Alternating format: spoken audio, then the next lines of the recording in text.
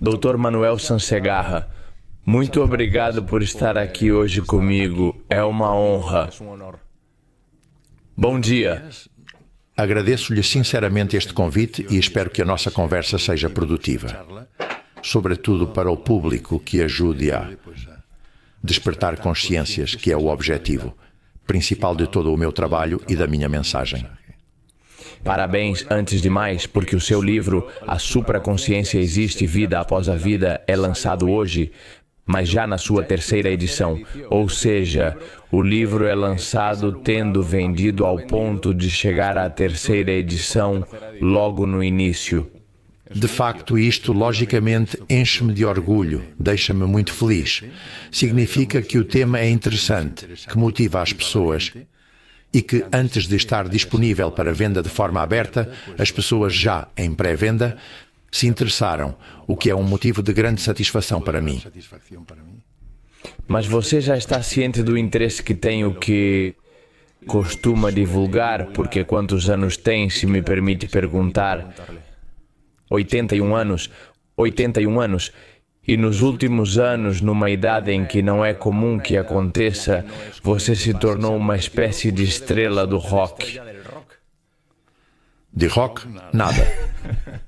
Mas, evidentemente, em nenhum momento da minha vida pensei chegar a uma situação dessas características. A verdade é que, pessoalmente, não gosto disso. Sou uma pessoa muito discreta, muito familiar, e tudo isso de ser uma pessoa pública não me agrada nem um pouco. Mas tenho que aceitar. E acredito que é consequência da mensagem que transmito. Mensagem que penso que neste momento, tal como está a nossa sociedade atual, na qual impera uma grande egomania, um grande ego materialista, esta visão da vida tão materialista, pois leva com muita frequência a um niilismo, ou seja, a uma falta de sentido da vida. E isso até nos justifica que atualmente uma das causas de mortalidade mais frequentes na juventude dos 15 aos 35 anos é o suicídio. Pois na minha mensagem, o que eu pretendo é, fundamentando-me numa série de experiências que vivi com os meus doentes, dar um pouco de luz, de ilusão, de compreender que a vida é maravilhosa se a abordarmos segundo a nossa verdadeira identidade, que não é o ego. Eu chamo ao ego a falsa identidade, o não eu. Temos uma verdadeira identidade que é a nossa supraconsciência, o nosso espírito, que esta supraconsciência é a que dá sentido à nossa vida. Mas repito que, tristemente, na nossa sociedade, com esta egomania, a supraconsciência está como que encoberta, está ocluída, obstruída, pelo ego que evita que se manifeste. E por que a nossa sociedade degenerou até este ponto? Até o ponto em que a egomania é o mal atual, não é? O mal do século XXI. Se você olhar a história... até o século XV, a Igreja controlava a cultura do mundo ocidental. Fez um trabalho extraordinário, tanto em manter a cultura como na difusão da cultura. Mas a partir do século XV, com o Renascimento, o ser humano já não concordava com a ideologia ou a teologia da Igreja. A Igreja, quando existia algum fenômeno que não tinha explicação, dizia que isto era um fenômeno da divindade e com isso se resolvia e terminava o problema, a discussão. A partir do século XV, com o Renascimento, o ser humano já não aceita este princípio. Ele quer uma explicação lógica e racional de todos os fenômenos naturais. Através da observação e de um raciocínio lógico, quer uma explicação que justifique todos os fenômenos naturais. Então, logicamente, isto vai um pouco contradiz os princípios da Igreja. Então, estabelece uma pequena separação entre a Igreja e o pensamento ideológico da civilização humana. A Igreja tenta defender a sua parcela, o seu terreno. Primeiro, verbalmente e até de uma maneira violenta. Lembrem-se da Inquisição. Aquele que despertava conhecimentos que iam contra estes princípios ia para a fogueira. Esta visão materialista, que se fundamenta numa ontologia materialista, ou seja, que busca uma explicação racional e material objetiva, como dizia Aristóteles, a palavra objetivo é de Aristóteles, pois isso foi separando igreja e ideologia da humanidade, da coletividade, da civilização. Até chegar a pontos que você já ouviu falar, que ouvimos que a religião era um tóxico. Nietzsche disse que Deus está morto. Reparem na separação tão brutal que foi se estabelecendo até a atualidade, que há um progresso tecnológico exponencial e as pessoas só confiam e acreditam no objetivo, no que podem ver, tocar e no que os princípios científicos lhes demonstram que são verdadeiros. Mas todo este materialismo o separou totalmente de qualquer ideologia transcendente. E isso o levou a esta egomania. E a egomania. O ego nunca nos permitirá ser felizes. Nos dá momentos de prazer, mas nunca seremos felizes. Nem nunca seremos livres. Os dois princípios fundamentais do ser humano. Quando nos tiram isso, o ser humano perde o sentido da vida. Por isso, se inclina ao suicídio. Esta é a realidade da nossa civilização. Podemos dizer que o ego substituiu a fé. Totalmente. O ego substituiu a visão transcendental do ser humano, que logicamente requer fé. Fé é acreditar sem ver. E para conseguir o que a fé aspira a alcançar, é preciso ter esperança. Tudo isso se perdeu. Só se acredita no que se toca, vê o que é real e objetivo. Essa ideia de apenas acreditar no que se pode tocar, no que se pode comprovar, seria algo esperado em si, dado que tem uma formação puramente científica, licenciado em medicina, cirurgião, mas em contrapartida fala de fé, do espírito, da ZQM, da supraconsciência. Enfrentou muitas críticas ou atritos com a comunidade científica pela mensagem que está divulgando. Em primeiro lugar, pois eu me questionei seriamente diante de mim mesmo. Break time 0.5. Como disse muito bem, a formação do médico na Faculdade de Medicina, e é a que eu ensino aos meus estudantes de medicina e aos meus residentes para formá-los na especialidade de cirurgia geral. Break time 0.4. Pois se baseia totalmente num método científico cartesiano e newtoniano. Break time, fundamentado numa ontologia materialista. Break time de 0.4. E ainda mais o cirurgião, que se move na morfologia, na anatomia e na fisiologia. Portanto, a nossa visão é totalmente materialista. Então, eu tive a oportunidade, pois casualmente, com alguns doentes que eu tratei, de conhecer pela primeira vez o que era a experiência de quase morte. E chamou-me muito a atenção, porque ia contra esses princípios que eu tanto defendia e pregava do método científico. E também a minha inquietação investigativa que sempre tive, sempre gosto, quando vejo um fenômeno, seja orgânico ou anímico, gosto de responder a duas perguntas. Qual é a causa, a etiopatogenia? E qual é o mecanismo íntimo de produção, a fisiopatologia? Gosto de saber isto, pois eu então investiguei. Estes fenômenos que me contavam os doentes, as SEM, pacientes diagnosticados com morte clínica por várias causas, que eu os reanimei, os trouxe de volta à vida, recuperei-os da morte para a vida. Então chamou-me muito a atenção que, coincidindo com o tempo de morte clínica, me manifestassem uma série de vivências. Porque, logicamente, se não há atividade cardíaca e não há atividade mental cerebral, devido à paragem cardiorrespiratória, não tem uma explicação pelo método científico-lógico que a pessoa tenha uma série de vivências com as características próprias de uma experiência próxima à morte. Então, isto é uma incongruência. E pelo meu espírito de investigação, então, entrei neste terreno que, logicamente, já se fundamenta numa ideologia transcendente. Mas eu, em nenhum momento, quis buscar uma explicação em aspectos, digamos, da divindade, da transcendência, da fé. Não. Eu queria provas. objetivas, certificadas, ou provas com uma base científica que me demonstrassem o que esses doentes me estavam manifestando nas EQM, nas experiências de quase morte. Portanto, é lógico que diga que lhe estranha que um cirurgião se tenha envolvido nestes temas. Mas digo-lhe que é consequência do meu espírito investigador, mas sempre com um caminho fundamentado no objetivo. E na ciência, não em fenómenos transcendentais de fé e divindade. Tive críticas. Imagino que as tive e tanto que as tive. Comecei a investigar antes de terminar o meu período ativo como profissional. Como chefe de serviço, eu não podia falar sobre esses fenômenos na época, porque teriam interpretado como uma anomalia fora de lugar, totalmente devido à minha posição de grande responsabilidade. Agora, no momento em que me reformei, considerei moralmente que tinha de partilhar as conclusões a que cheguei com as minhas investigações. E posso dizer-lhe que, no início, tive pessoas contrárias aos meus princípios.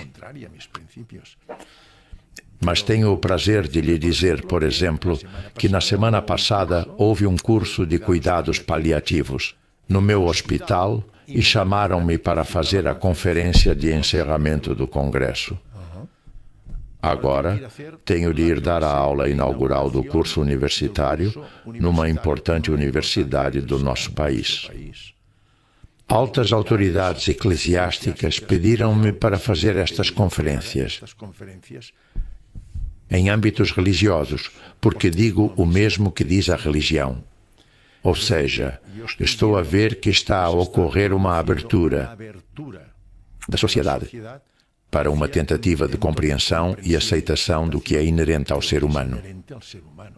Que somos corpo-matéria, somos mente, consequência de uma atividade intelectiva dos nossos neurónios, mas que temos algo mais, que explica todos estes fenómenos transcendentais que os pacientes nos relatam. Pois, diz que o que divulga não se afasta da religião, de modo algum.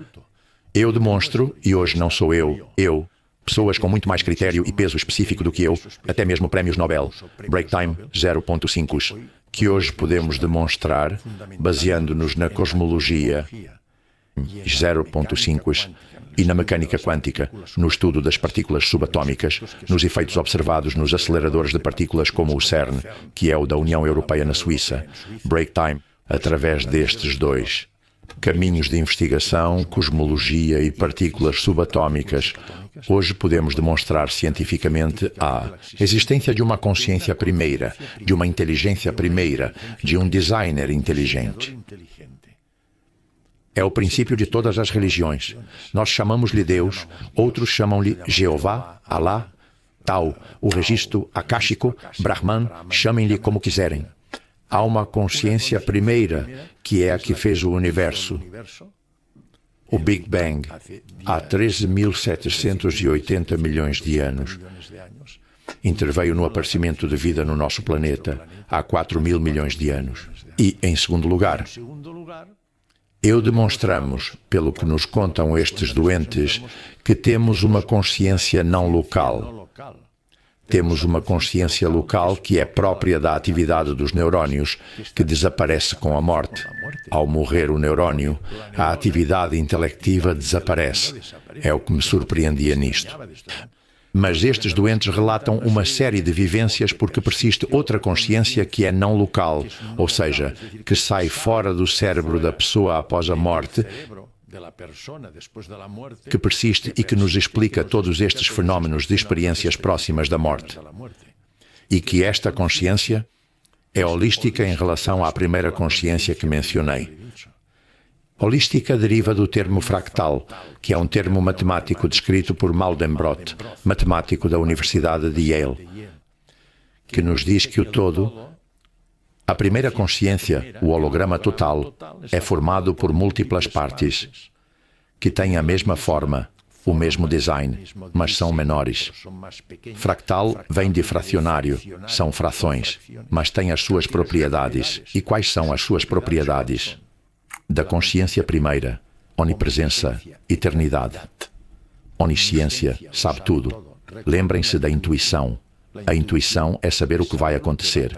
É a expressão da nossa supraconsciência. E a onipotência pode tudo. Lembrem-se da criatividade. Toda obra de arte é criar do nada. Surge do nada. É obra do artista.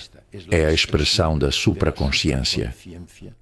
Do artista que se manifesta ou expressa com uma linguagem artística. A pintura, a escultura, a música. Perguntavam a Giacomo Puccini: como é que você é capaz de fazer uma ópera como La Bohème ou Madame Butterfly? Sabe qual foi a resposta dele? Ele disse: eu sou o operário do Todo-Poderoso. É a consciência primeira através da minha supraconsciência, que me dá nota por nota, campo por campo na pauta, para que transmita à humanidade a beleza da Madame Butterfly ou da Bohème. E isto foi dito por Brahms, Grieg, Strauss, Giacomo Puccini, Mozart, Beethoven, Handel. Há um livro precioso de um jornalista norte-americano que é Inspiração e Composição, escrito por Arthur M. Abel, um jornalista que entrevistou todos estes grandes músicos que deixaram plasmada uma música extraordinária, expressão total da sua supraconsciência. E todos eles chegam à mesma conclusão, que é esta consciência interior, expressão da consciência primeira em cada um de nós, que se manifesta ao inspirar-se e poder compor uma obra como a Nona Sinfonia ou um concerto de Mozart. Digo, é uma teoria linda a do artista como canal, como mero canal de algo superior. Exato, é precioso. Pensem que Parménides, um grande filósofo pré-socrático, disse uma coisa muito certa: do nada absoluto não se pode produzir nada. Se não há nada e aparece algo, foi criado. Isto, com os meios materialistas, não é possível. Não é possível. Isto só pode ser feito pela supraconsciência, a consciência do ser humano. Por isso não se assustem. As máquinas e a inteligência artificial nunca poderão criar. Manipula dados, algoritmos, softwares que o ser humano coloca a uma velocidade que nosso cérebro nunca conseguirá. Mas não cria. Tira conclusões de dados. Porque é incapaz de criar. Isto só é criado pela supraconsciência. Exato. É desnecessário dizer que, como tem sido uma pergunta recorrente nos últimos dias neste podcast, uma inteligência artificial jamais terá consciência. Não. Consciência criativa, que seja holística em relação à consciência primária, é impossível.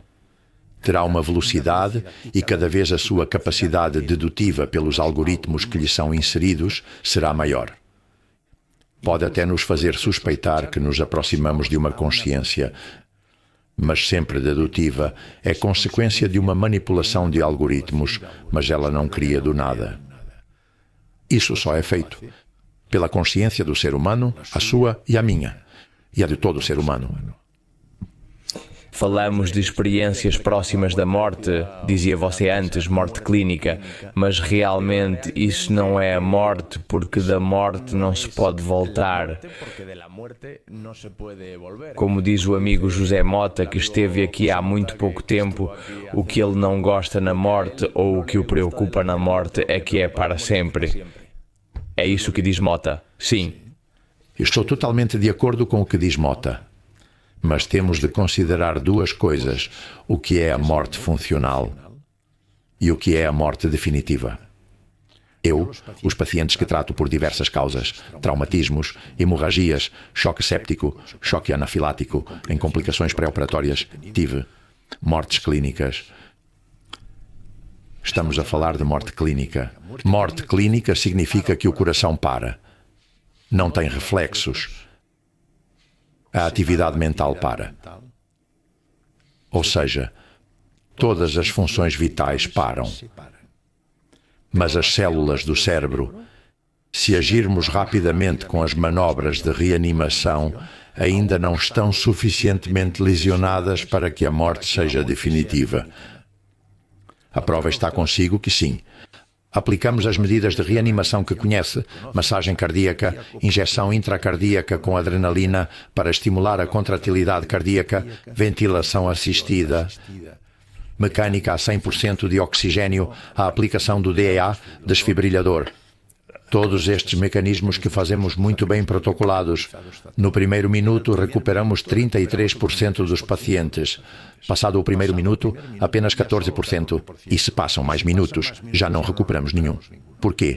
Porque esta paragem funcional, de morte funcional no início, ainda não é com lesão definitiva do neurónio. Se passarmos algum tempo, a célula nervosa é muito sensível à falta de oxigênio e ao fornecimento da sua fonte de energia, que é a glicose, que lhe chega através da circulação. Se não chega, em poucos minutos, já ocorrem lesões irreversíveis no neurónio e é a morte definitiva. Portanto, estou a atuar sobre um paciente que clinicamente está morto, que não tem funcionamento nem da mente, nem do coração, nem dos reflexos, nem da respiração.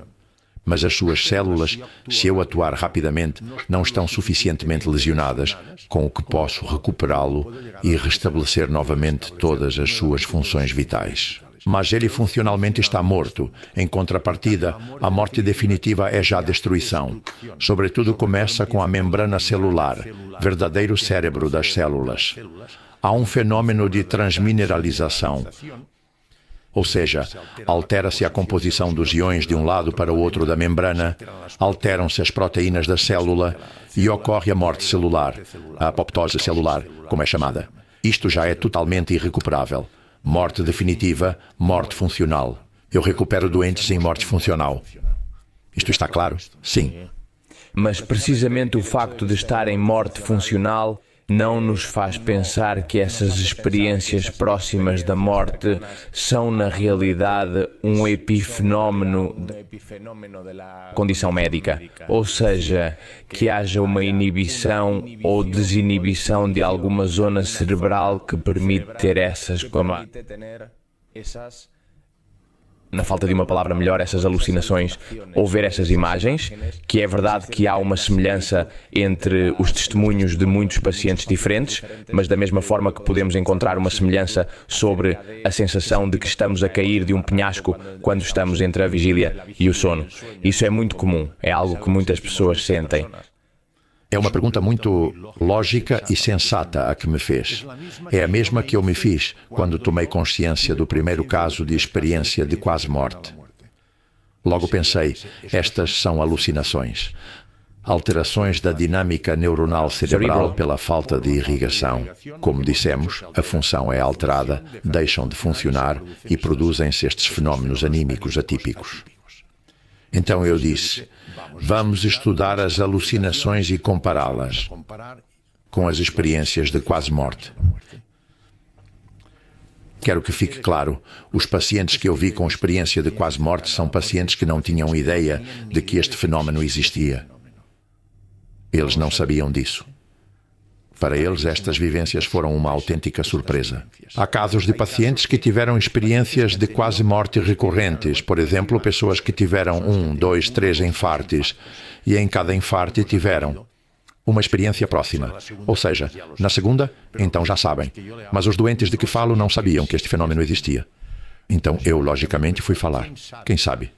Falar de alucinações. Tem experiência. Psiquiatras e psicólogos são os que tratam os doentes. Na clínica humana, onde se vê mais, é nos surtos psicóticos, na esquizofrenia. Pois eu fui falar com os que tratam e conhecem esta patologia que eu não conheço. Honestamente, eu não sou especialista em psiquiatria. Então, fui falar e disse-lhes, olhem, isto está a acontecer comigo. Estes doentes de morte clínica, alguns deles, depois de os recuperar, os que consigo recuperar, opero-os e tal, e no pós-operatório contam-me que tiveram estas vivências enquanto estavam clinicamente mortos, porque coincide totalmente a experiência de quase morte com o tempo em que estão clinicamente mortos. Então a resposta foi imediata. Não te preocupes, isso são alucinações. Ele, enfim, disse-me isto. E então eu disse-lhe, vamos comparar. Está bem? Experiência de quase morte. Tem uma estruturação totalmente lógica. Está muito bem descrita por Bruce Grayson, professor de psiquiatria da Universidade da Virgínia, EUA. das pessoas que têm mais experiência no mundo em experiências de quase morte. Estudou-as extensivamente durante muitos anos e estabeleceu uma série de itens, uma série de passos. São 16 passos. E então, se você pegar uma experiência de quase morte, verá que estes 16 passos se repetem de uma maneira lógica. Podem ser completas ou incompletas, mas seguem uma ordem, repetem-se. Então perguntei ao psiquiatra, como são as alucinações? Ele disse, não, são totalmente absurdas. Não tem nenhuma lógica. Então eu disse-lhe, nos meus doentes os itens repetem-se. As diferenças entre a alucinação de um paciente e a de outro são mais de nuance do que conceituais. Conceitualmente são as mesmas. Ele me disse, não. Na alucinação não tem nada a ver a alucinação de um paciente com a de outro. Não há duas iguais. São totalmente distintas, nada se repete. Digo, os meus pacientes lembram-se a vida toda das ECM. Quanto mais tempo passa, mais presente está na sua mente. Ele me disse, não. A alucinação é esquecida. Não só é esquecida, como também lhes causa vergonha. Não querem nem falar sobre isso. E, finalmente, na experiência de quase morte, condiciona um impacto psicológico tremendo. Eu tenho acompanhado esses doentes e falei com eles durante muito tempo. Ele condiciona um impacto psicológico impressionante neles, sobretudo no que se refere à sua concepção existencial, que muda. E isso determina uma mudança na sua dinâmica vital, no seu papel vital. Passam as alucinações e dizem absoluto, se nem se lembram das alucinações. Digo, então, clinicamente não tem nada a ver. Diz, não, são totalmente distintas. E então eu lhe disse, se tu dizes que são alucinações, diz-me uma teoria. Como se produzem? Diz, não sabemos. Digo, então o quê? Temos muitas hipóteses. Digo, estão demonstradas? Diz, não. Qual é? Uma regressão ao sono REM, o sono mais profundo. Outros dizem que é por uma epilepsia do lobo temporal. Outros dizem que é uma regressão a vivências anteriores que já tínhamos. Outros dizem que são distúrbios dos neurotransmissores. São aminoácidos ou neuropéptidos que intervêm na transmissão do impulso nervoso na sinapse neuronal entre um neurônio e outro. Um aumento do glutamato, disseram alguns, uma diminuição do GABA, do ácido gama-aminobutírico, um aumento dos neurotransmissores opioides, encefalinas, endorfinas. Hipóteses todas. Nada está comprovado. Digo, tens alguma teoria que negue? O que os meus pacientes me dizem que é falso? Diz não. Ou seja, não tens uma teoria que justifique o teu ponto de vista, nem tens uma teoria científica certa que negue o meu. E as alucinações são totalmente distintas. Distintas de a experiência de quase morte. Atualmente, verificou-se que, estimulando eletricamente o precuneus, que é uma área alta e profunda do lobo parietal, podem por vezes ocorrer manifestações que podem lembrar em alguns aspectos as experiências de quase morte.